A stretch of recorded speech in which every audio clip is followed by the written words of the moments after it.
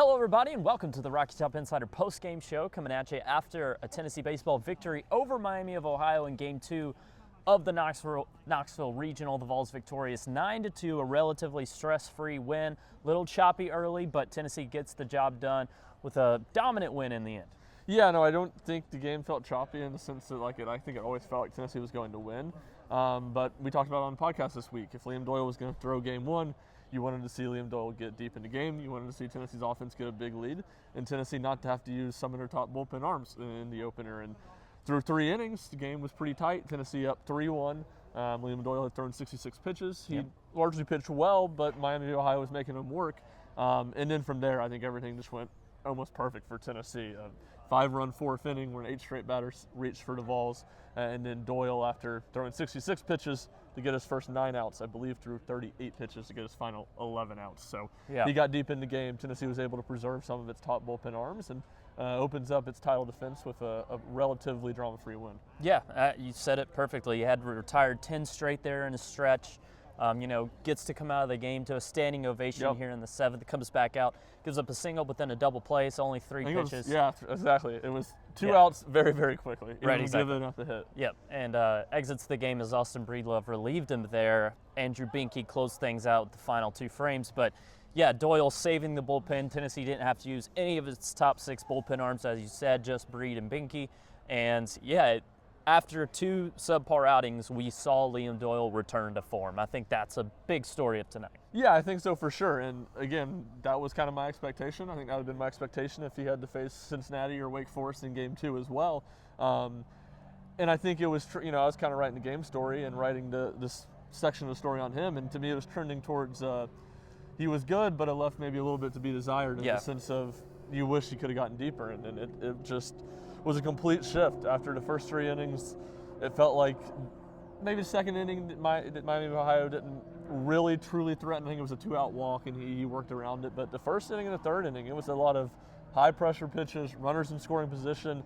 Even in the 3rd inning when Miami of Ohio scored, they had runners on 2nd and 3rd when he got out of the inning. Had some big strikeouts tonight, or big outs. I can't remember if the first inning was a strikeout. I think it was a strikeout. I know the 3rd was to get out. A couple big strikeouts with runner on 3rd, less than 2 outs. Yeah. When theoretically ball in play probably scores a run. So, and then again from there, you said it, 10 straight batters retired. I guess starting with the last out in the 3rd inning, and he just got in a groove and looked like the really dominant pitcher we've seen for most of the season. Yeah, 1 of 4 pitches, and also you mentioned early in the game, I think the fastball just wasn't quite there. The off-speed was working throughout, though. Then once he got the fastball, Miami of Ohio said it was just, it's really, really hard to hit Liam Doyle when he has everything working. That's why he's one of the better pitchers in the nation. But yeah, Tennessee saving the bullpen was huge. And then, just touching on the offense, a couple of big innings there. It was really just single.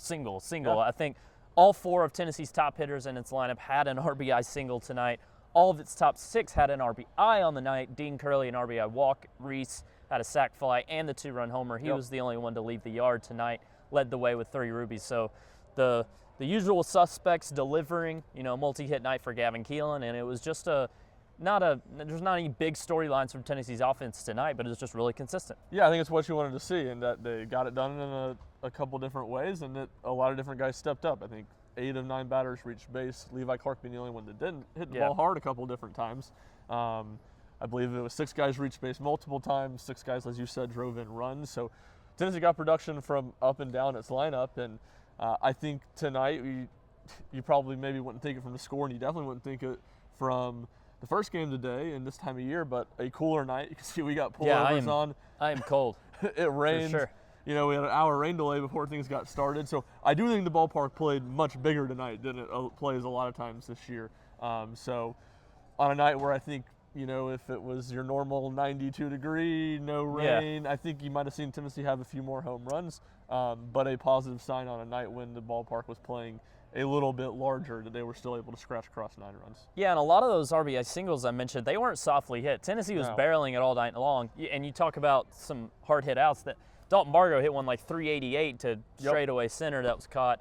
So there were a couple really loud fly outs, but Yeah, just those singles in those couple of innings when they were really stacking them on top of each other. I look back to that Andrew Fisher one. Yep. The Dalton Bargo one was 110 off the bat, I believe, into right field over here. So a ton of barrels tonight. Yeah, I think Tennessee might have had 2 of its longest singles of the year. Gavin Keelan hit one opposite field. Yeah, that was weird, yeah. The guy couldn't make a running catch, and since he could have potentially made it runner on first, didn't get good enough of a jump to get to third, so Keelan had to settle on first. And then the Fisher one you mentioned, I mean, the guy was playing maybe a step from the wall, and I mean, he roped the ball in the gap, but he was playing so deep he was able to get to it before it got to the wall, and it was hit so hard that he couldn't take second on it. So you're right, a couple of those singles, it weren't seeing eye singles, they weren't bloop singles, they weren't flares, they were balls that were hit really hard. Some interesting shifts from the Miami of Ohio defense tonight. There were 4 outfielders one time with Andrew. The first time up. Andrew Fisher was up, so I believe it was the second baseman was just a 4th outfielder out here.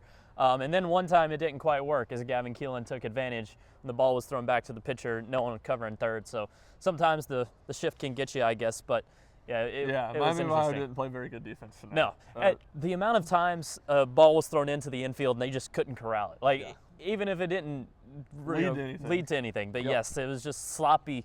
And speaking of sloppy, Wake Forest had some sloppy defense earlier today and ultimately dropped that game to Cincinnati. Bearcats rolled to an 11-6 win, setting the stage for Tennessee versus Cincinnati Saturday night here, 6 p.m. Eastern time in Lindsey Nelson Stadium. Marcus Phillips will start. What are you expecting from this game? Yeah, I think you feel good about, well, I guess we'll start here with Marcus Phillips. We've seen him be better holding runners the last 2 weeks. Yep. Last 2 outings, I should say. Arkansas, Alabama don't run a whole lot. So now he's facing a team that's 14th in the country in steals. How effective can he be at holding runners? How much do we see the improvement of maybe his timing, his rhythm, throwing over to first, things that Tennessee had wanted to see from him, Tennessee's coaches wanted to see from him, and we did see from him the last 2 weeks. How much of that carries over to a much harder challenge tomorrow? So I think that's where it starts. And then starter for Cincinnati, pretty average numbers. I think 4.68 ERA. Yep, I think Tennessee's offense should be able to continue to be effective. Kind of a soft throwing lefty, I believe, at least a undersized lefty. I'm assuming he's soft throwing. Could be wrong about that. And then what we said kind of from the jump. Now Tennessee's got its top 3 bullpen arms. What does that look like? Brandon Arvidsson, Nate Snead, I expect to for sure see those guys. Is Tennessee aggressive using A.J. Russell? Did they try to save him to potentially start on Sunday? Interesting. That I think is all the stuff that's up in the air. If it's me, I'm emptying the chamber with all 3 of those guys tomorrow. Maybe Phillips gets deep enough in the game, throws 6-7 innings, and you only need 2. You don't have to throw Russell, but if you get a 4 2/3, 5 1/3 outing from Marcus Phillips, I'm going those 3 guys in order and trying to secure the win with them. My thing is I wouldn't mess around. If Phillips's command isn't there, because look, Cincinnati's offensive numbers aren't that great, so I don't think they're going to hit Phillips around tomorrow. So if Cincy is getting on base a lot, I would expect there to be some command issues at least with Phillips. So if that's the case, and then they're stealing at will, I just would have a short leash is my point here. And knowing that a Russell or Arvidsson can give you extended relief, whichever you choose to go. And I think the goal would be, though, to try and save one of those guys for tomorrow, to have a full tank ready to back up Coons if needed. Yeah, I mean, for I think Sunday, I think that would be most ideal for sure. But I think that's where, again, you able to win your first 2 games, you got a whole lot of liberty of, even if those guys, if you're using most of those guys, unless Phillips' outing's really short, you're probably not taxing them a ton. And at the very least, they should all be ready to roll for you on Monday in a Game 7 situation. So, no, you're right. I think perfect world, that's probably what it looks like. Perfect world, Marcus Phillips just pitches really deep. Yeah, no one gets on, and it's LSU, right? Yeah, exactly. So, it's LSU all over again. But which could happen.